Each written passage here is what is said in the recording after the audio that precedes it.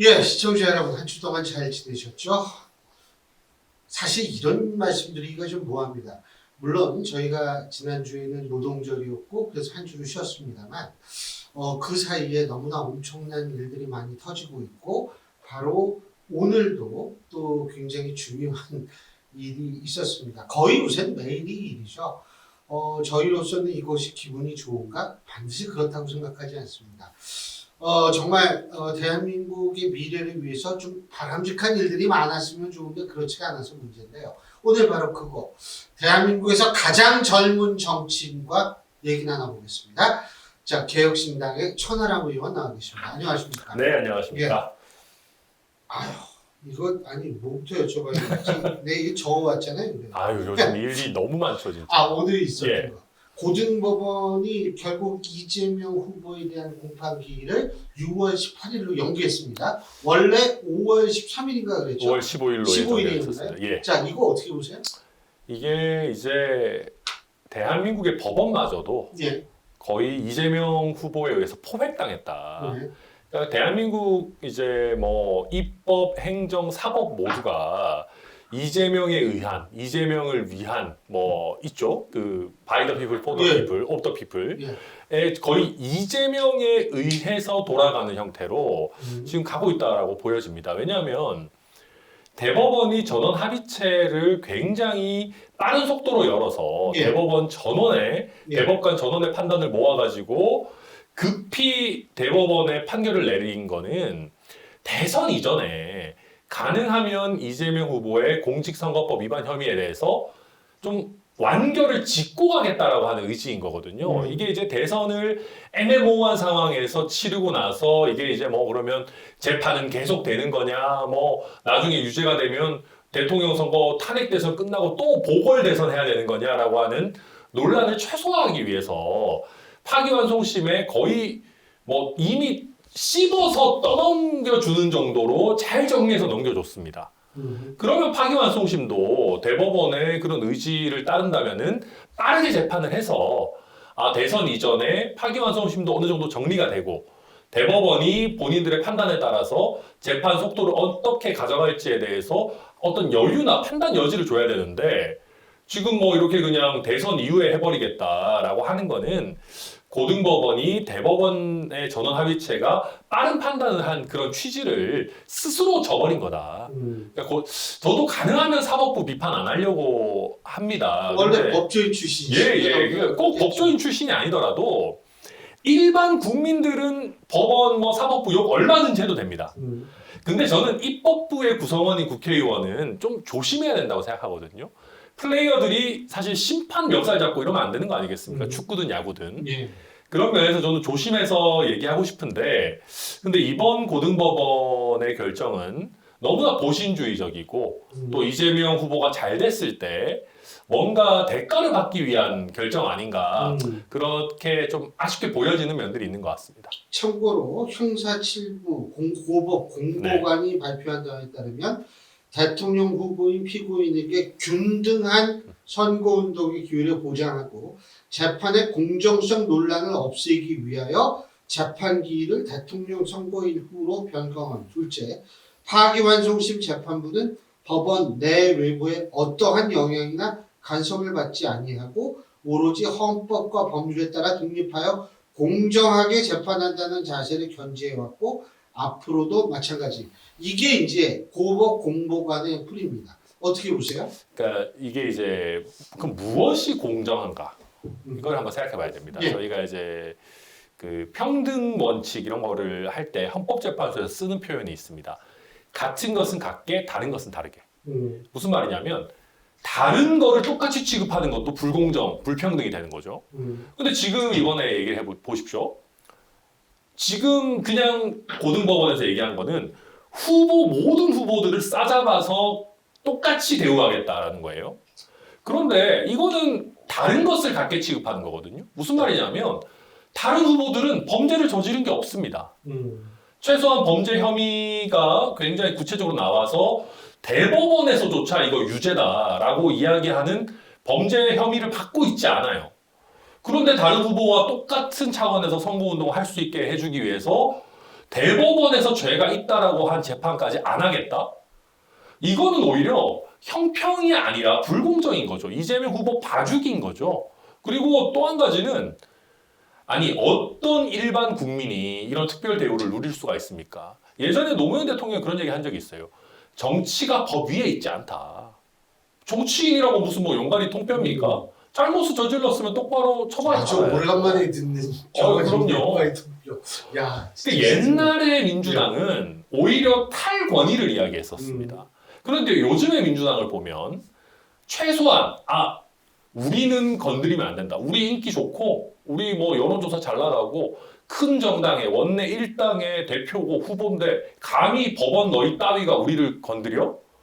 이제는 일반 국민의 수준이 아니라 일반 국민을 넘어서 법원 위에 군림하려고 하는 태도거든요.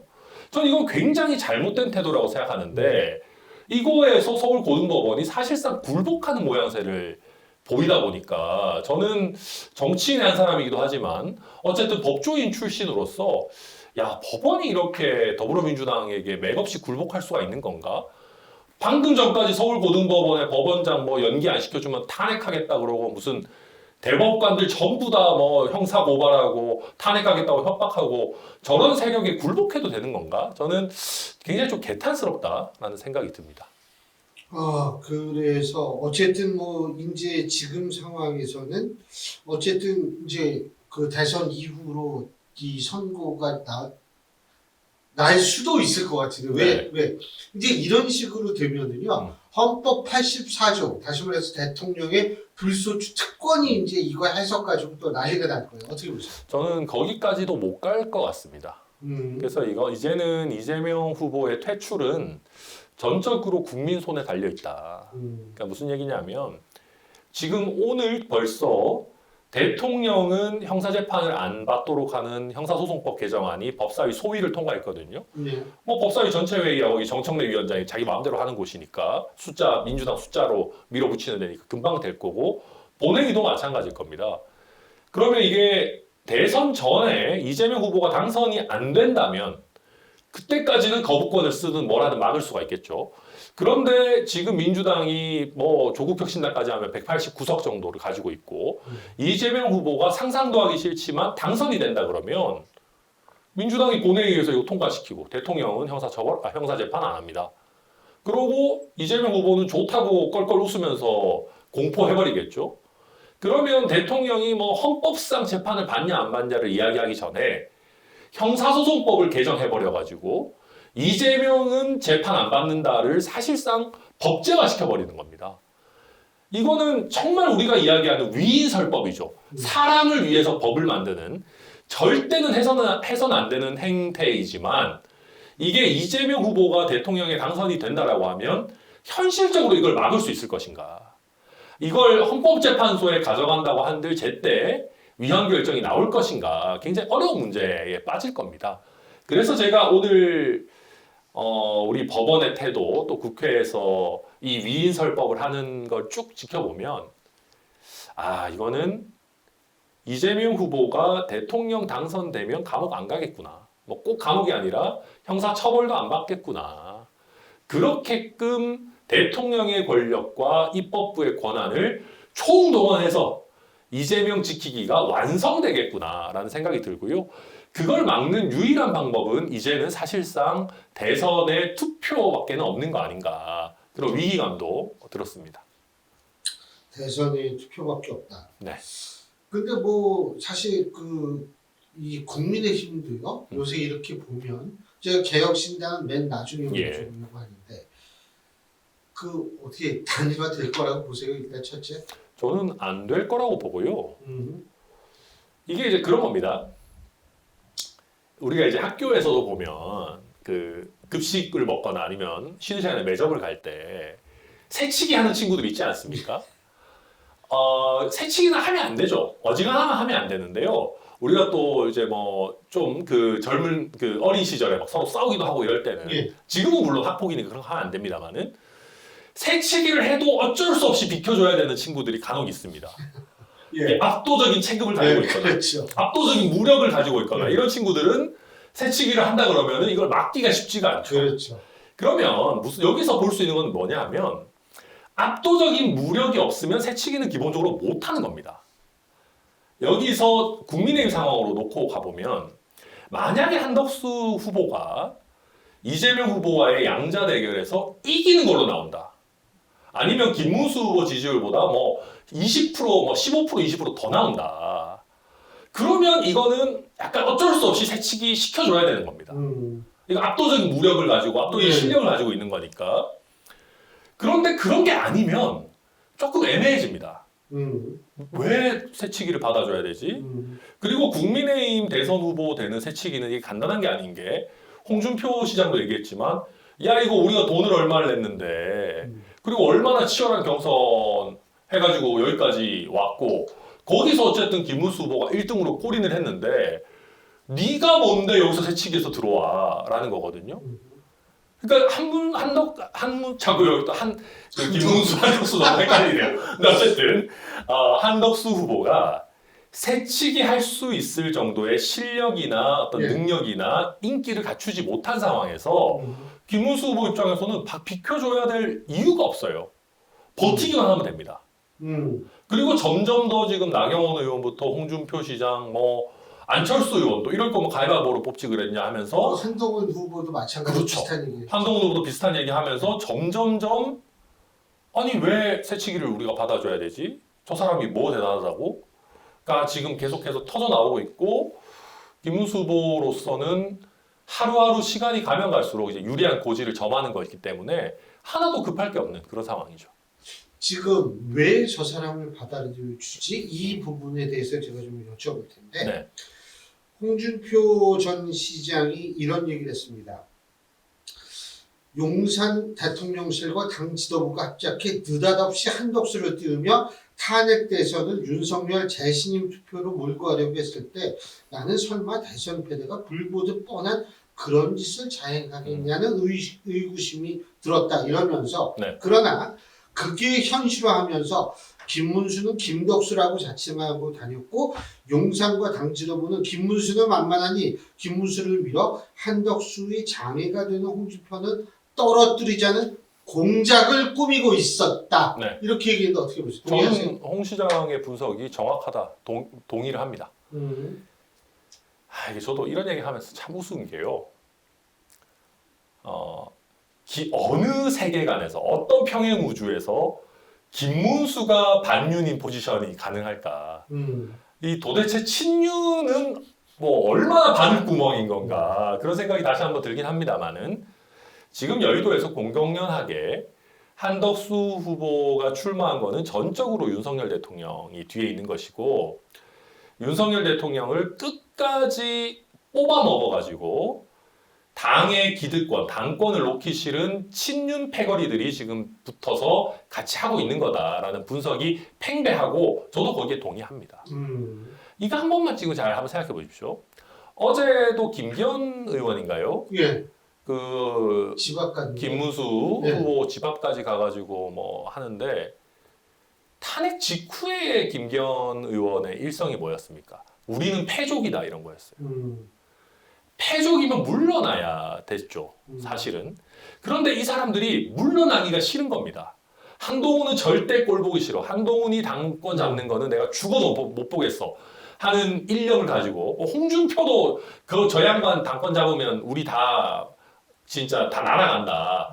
해가지고 야 그럼 우리 어떻게 해야 되냐. 친윤 똘똘 뭉쳐서 어떻게든 우리가 대선 후보 만들고 대선은 져도 되니까 이 당의 주류, 기득권은 우리가 계속 가져간다. 라고 해서 패족이라고 자기들이 일컫던 사람들이 그래도 다시 한 번을 지금 외치고 있는 거거든요. 그 상황에서 이거를 지금 뒤에서 총괄적으로 이거를 지금 쥐고 흔드는 게 윤석열 대통령 아니냐. 결국 용산 아니냐. 이런 얘기가 지금 나오고 있는 겁니다. 그래서 지금 보고 있으면 국민들이 봤을 때 꼴불견도 이럴 꼴불견이 없죠. 자기들이 대통령 잘못 모시고 나라 엉망으로 만들고 정치 잘못하고 비상계엄까지 일으켰는데도 반성과 성찰 없이 탄핵 당해놓고 다시 한번 당권은 못 내려놓겠다. 지금 그런 소리를 하고 있는 상황이고요. 그러다 보니까 이재명 후보의 악재가 눈에 잘 안 보입니다.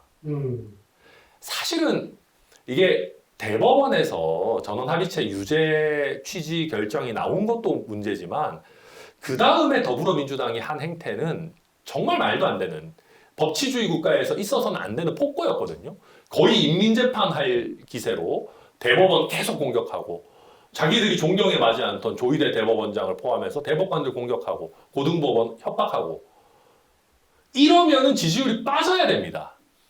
법원의 판결 때문이 아니라 그 다음에 후속에 민주당이 벌이고 있는 이 미치광이 짓 때문에 국민들 중도층의 지지가 빠져야 되는데 동시간대에 친윤들이 아직까지 윤석열 대통령의 지령을 받고 한덕수 고작 새치기나 시켜줘가지고 자기들 당권 유지하겠다라고 하고 있으니까 이재명과 더불어민주당의 진짜 이 실성한 정신 나간 짓이 잘 안 보이는 거예요. 저는 그래서 국민의힘은 대선을 이기려는 생각이 아니라 그냥 아예 지기 위해 최선을 다하는 수준이다라고 평가를 할 수밖에 없고 대선은 그냥 지는 거고 당의 주도권, 다음 지방선거 공천권을 누가 가져갈 거냐 가지고 지금 자기들끼리 그냥 뭐 집안 싸움을 굉장히 지저분하게 하고 있는 거다 그렇게 평가합니다. 근데 제가 궁금한 게 제가 이제 정치학을 시작한 게 42년, 43년 전쯤 돼요. 아유. 근데 외모만 보면 한 4년 전에 시작하신 것 같은데. 정치 잘하시겠어요. 생각을 그렇게 해야 됩니다. 근데 이게 쫙 40몇 년 동안 하면서 제가 이제 항상 느끼는 게 권력은 집중된다. 권력은 그래서 절대로 나누기가 힘들어요. 그리고 권력은 놓는 순간 사라진다는 거예요. 그런데 윤석열 전 대통령은 탄핵당한 사람이고 예. 근데 그 사람이 지금도 영향력을 미친다? 저는 그걸 잘 이해를 못하겠거든요. 저도 솔직히 미스테리입니다.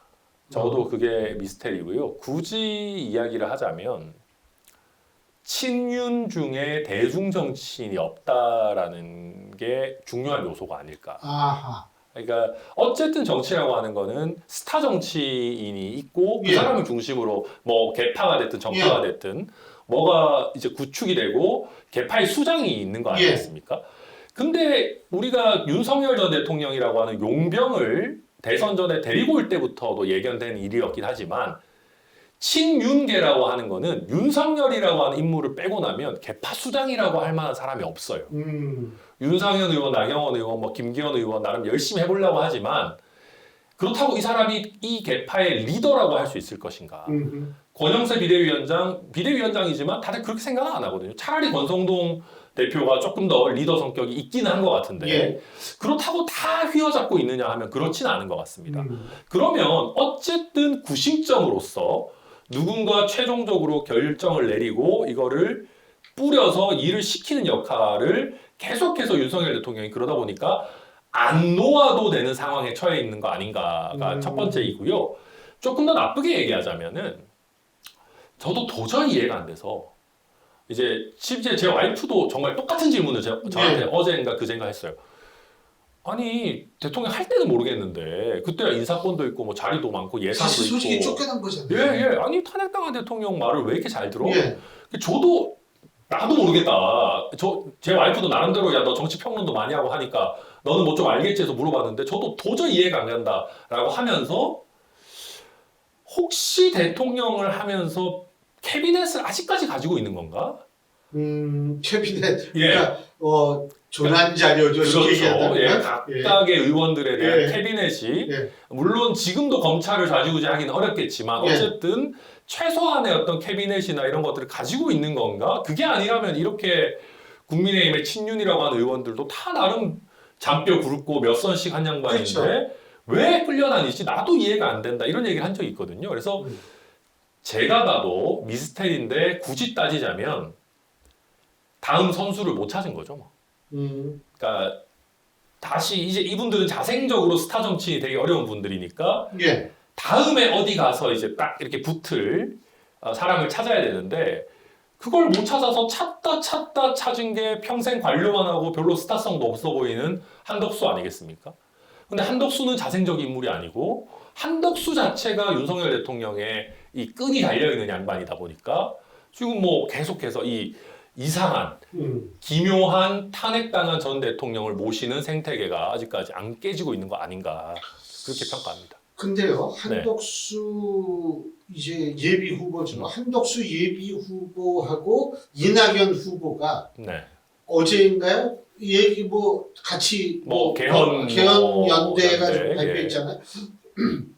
근데 이낙연 후보는 또 뭐냐면 이 국민의힘 이런 쪽하고 손을 잡을 생각이 없고 그럼 이게 뭐 구소적으로 계속 가라는 게 이게 뭐라고 보세요? 이제 이낙연 후보 얘기는 당명하고 당의 정강 정책, 당의 이념적 포지션 이런 거를 다 바꾸라는 요구일 겁니다. 저희 개혁신당도 지난 총선 때 이낙연 후보랑 이제 당대당 통합, 연대 이런 것들을 해봤는데 요구 사항이 굉장히 많으십니다. 그렇기 때문에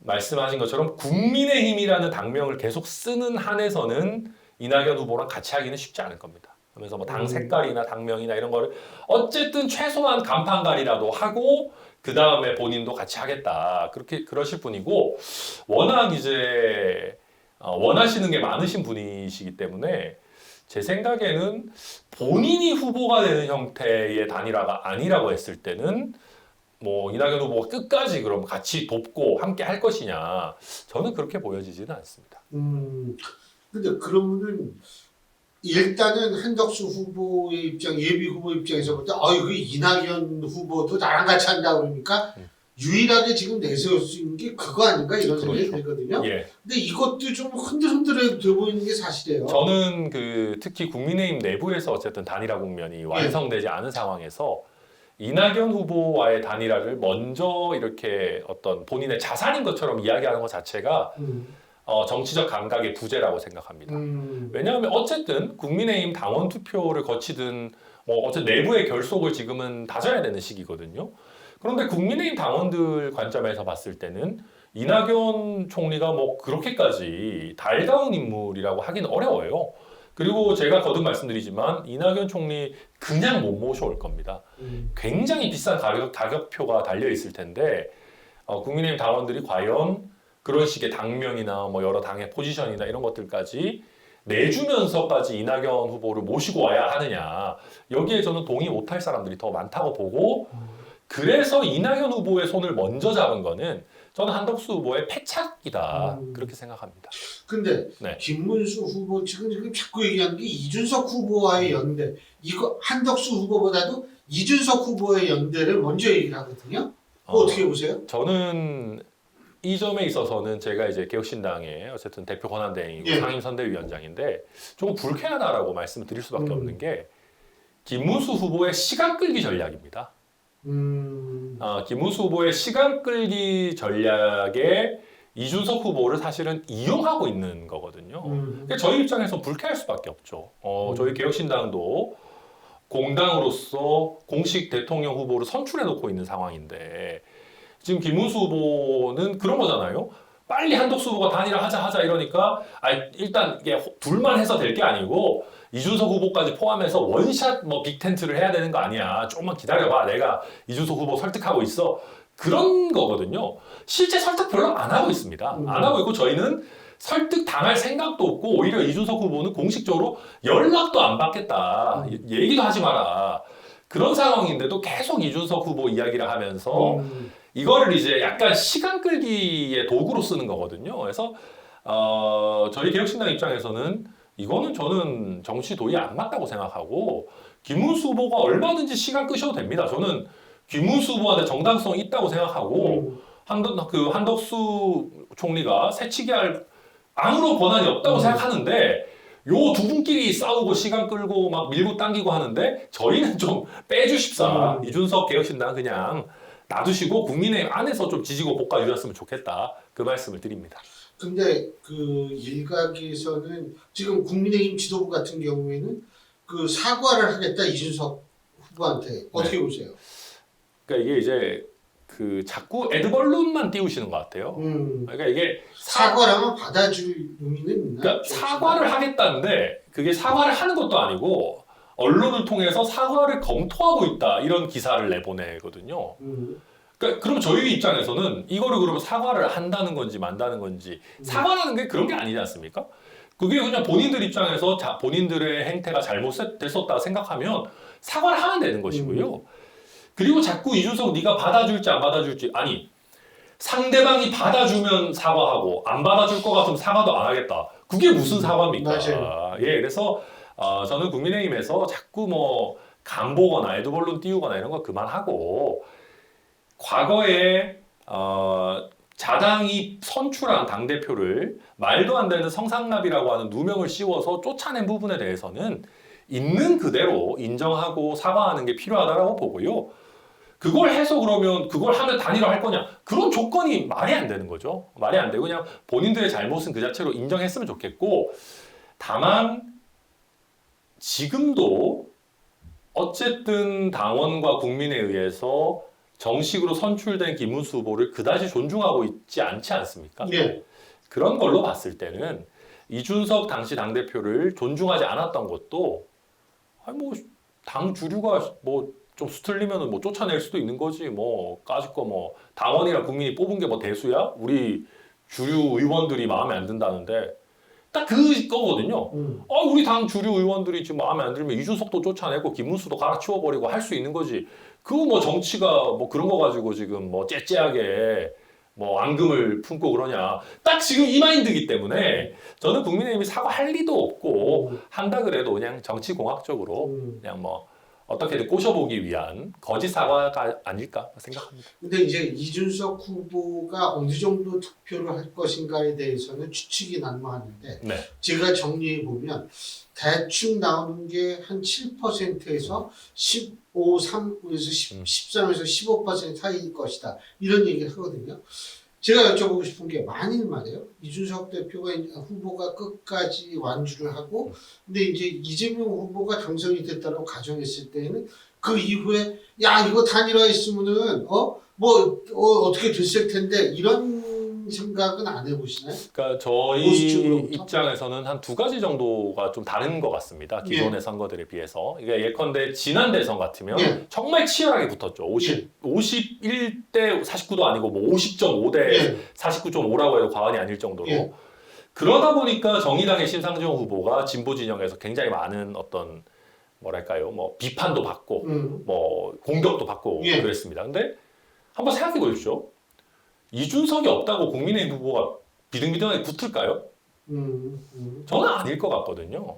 그러니까 저는 지금 상황에서 만약에 이준석 후보가 없었으면 양자 대결에서 이재명 후보가 50% 후반, 60%대까지 치고 올라가서 예전 2007년 대선처럼 정동영 후보 그렇죠. 대 이명박 후보 거의 당시 이명박 예. 후보 정도처럼 500만 표 이상 차이 나요. 압도적인 그냥 지위를 만들어내서 야 이건 해보나 마나다. 그냥 뭐 국민의힘 지지자들도 투표 하나도 안 가고 그냥 뭐 어쩌겠냐 다음에 당 추스리자 라는 식으로 분위기가 더 급격히 쏠렸을 가능성이 있다고 생각합니다.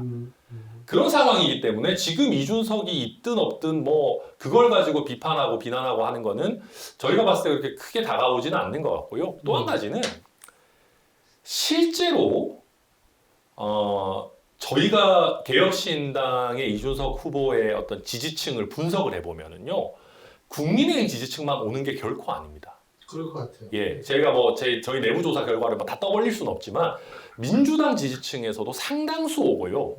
특히 국민의힘 후보에게는 절대로 못 넘어갈 비명계 표심뿐만 아니라 연성 이재명 후보 표심도 어느 정도는 옵니다. 그러니까 예를 들면 지난 대선 때 이재명 후보를 뽑았던 분도 약간은 넘어오거든요.